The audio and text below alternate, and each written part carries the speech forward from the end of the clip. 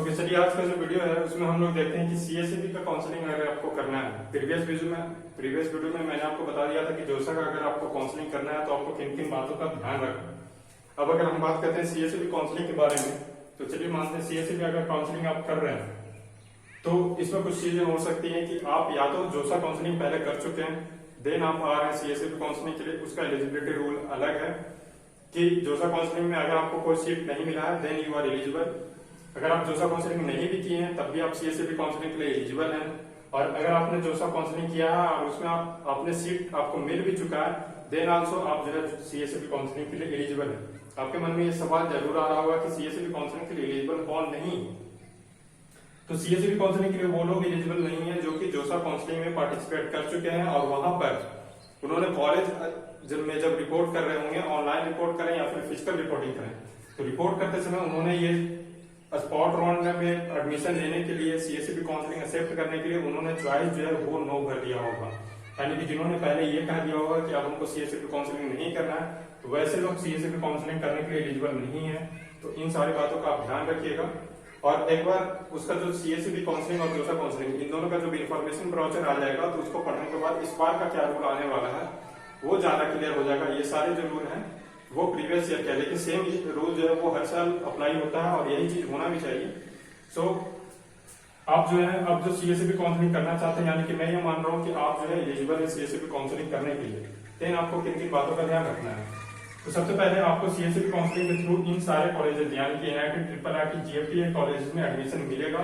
In the case कि इन सारे colleges में जो जिस ब्रांचेस में सीट्स अवेलेबल होंगे उन्हीं सब का काउंसलिंग जो है वो सीएसईबी कराएगा। यानी कि जोसा जो है वो या फिर सीएसईबी वो आपको कितना सीट्स बच रहा है वो चीज जो है काउंसलिंग स्टार्ट होने के पहले अपने वेबसाइट पर डिस्प्ले करेगा। आप लोग सारे लोग उस चीज को देखिएगा। उसमें ये भी आप देख लीजिएगा कि आप जिस एनआईटी में जिस ब्रांच चाह रहे हैं वो उसमें सीट्स अवेलेबल है या नहीं है। अगर नहीं है तो फिर सीएसईबी काउंसलिंग करने का कोई फायदा है नहीं, बट फिर भी आप कर सकते हैं क्योंकि ऐसा हो सकता है कि नेक्स्ट राउंड में वो अवेलेबल हो जाए। अगर सीएसईबी काउंसलिंग में 2-3 राउंड हुआ, तो पिछले साल सीएसईबी काउंसलिंग में शायद 2 राउंड हुआ था, तो इस साल कितना राउंड होता है ये चीज जो है वो तो देखने से पता चलेगा। क्या अगर आप अब जो है आप अगर ये सारी चीज समझ गए होंगे तो आपको एक चीज बताऊं कि जिनका लोअर रैंक है यानी कि जेईई मेन में सबसे पहले इसमें जो एडमिशन होगा वो तो होगा आपका जेईई मेन के बेसिस पे। तो जेईई मेन में अब जिनका लोअर रैंक है वो लोग भी, खासकर कैटेगरी इसमें बहुत ज्यादा मैटर करेगा। अगर आप एससी या एसटी कैटेगरी से बिलोंग करते हैं देन हम लोग का सजेशन ये है कि आप सीएसईबी काउंसलिंग जरूर करें। उसमें आपको अच्छा से अच्छा एनआईटी मिलने का चांसेस है। अगर आपको किसी आपके में जो एक्सपर्ट होंगे, आपके फैमिली में जो लोग भी बीटेक पास कर चुके होंगे, हम लोग का ये सजेशन रहेगा कि आप लोग जो है उनसे पूछ कर या फिर उनके आइडियाज, उनके एक्सपीरियंस को लेकर ही सीएसईबी काउंसलिंग करें। और नहीं तो आप जो है काउंसलर से भी इंटरेक्ट कर सकते हैं, जो कि गाइड प्रोड्यूस के काउंसलर आपको हमेशा हर समय स्टार्ट से लेकर एंड तक आपके सारे प्रोसेस को, जोसा एंड सीएसईबी दोनों के प्रोसेस को पूरी अच्छी तरह से बताएंगे। खैर, तो चलिए मैं इसमें आपको एक ओवरव्यू देता हूँ कि आखिरकार सीएसईबी काउंसलिंग में आपको किन किन बातों का ध्यान रखना है। सबसे पहले बात आती है कि परसेंटाइल टू रैंक कन्वर्जन। अब जोसा काउंसलिंग तो हो ही गया, तो जो लोग जोसा काउंसलिंग में पार्टिसिपेट किए होंगे वो लोग अपना परसेंटाइल टू रैंक कन्वर्जन तो उन लोग कर ही चुके होंगे। फिर भी अगर आप अब भी परसेंटाइल टू रैंक कन्वर्जन करना चाहते हैं देन आप यूज कर सकते हैं गाइड फॉर यू का परसेंटाइल टू रैंक कन्वर्जन। उसके बाद आता है कि आपको बेसिकली मेरे अनुसार से सब लोग को पता होगा कि उनका रैंक कितना है, तो इसका कोई जरूरत अब है नहीं। तो चलिए मैं मानता हूं कि आपको आना है स्टेप नंबर 2 में। स्टेप नंबर 2 में आपका है सीएसईबी कॉलेज प्रेडिक्टर। तो सीएसईबी कॉलेज प्रेडिक्टर आप गूगल में सर्च करिएगा और लास्ट में आप लगा दीजिएगा गाइड फॉर यू। तो उसके बाद आपका जो फर्स्ट लिंक आएगा आपको जस्ट उस लिंक पे क्लिक कर देना है। आप जो है सीएसईबी कॉलेज प्रेडिक्टर में गाइड फॉर यू का जो है वो जो कि स्पेशली सीएसईबी के लिए ही बना हुआ है। इससे पहले आपका यह जो चीज है जो सीएसईबी के लिए हम लोगों ने पर्टिकुलर कॉलेज प्रेडिक्टर तैयार किया है, ये अभी तक किसी भी दूसरे वेबसाइट में नहीं है। और अगर हम लोग डालते भी है तो उन लोग का बेसिस क्या होता है प्रेडिक्ट करने का, ये हम लोग को तो आइडिया नहीं है। बट हमारे जो गाइड फॉर यू पे जो सीएसईबी कॉलेज प्रेडिक्टर है उसका जो बेसिस है वो है आपका प्रीवियस ईयर का, हर एक ईयर का हम लोग जो है कट ऑफ को एनालिसिस करने के बाद जो एडवांस एल्गोरिथम हम लोग यूज करते हैं एंड ऑन दैट बेसिस जो है हम लोग का सीएसईबी कॉलेज प्रेडिक्टर वर्क करता है। एंड मोस्टली केस में ये चीज जो है वो 95% आपका सही ही रहता है।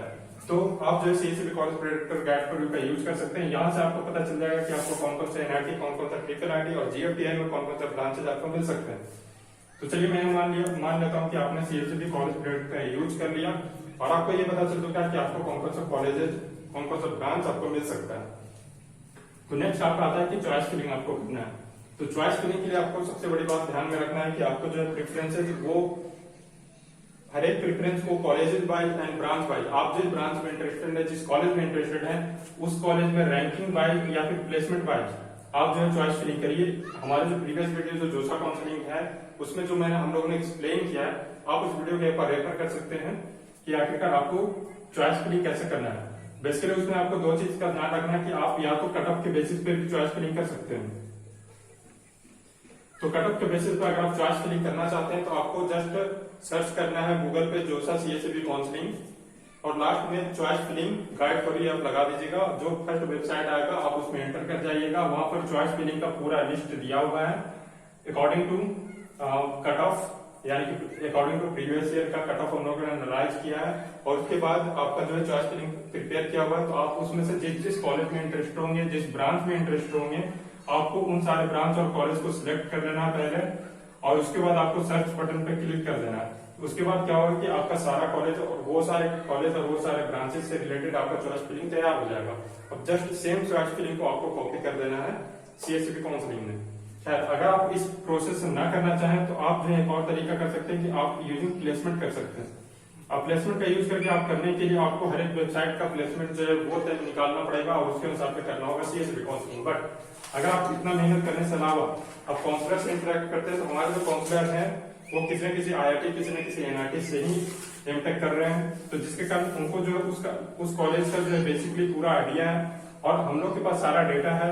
जिस वेबसाइट में हम लोगों ने उन सारे वेबसाइट से कलेक्ट करके या फिर हमारे जो सीनियर्स हैं जो कि उस कॉलेज से पहले ही पढ़ चुके हैं, तो उन सारे से कॉन्टेक्ट करके हम लोगों ने उस कॉलेज का एक ओवरव्यू तैयार किया है।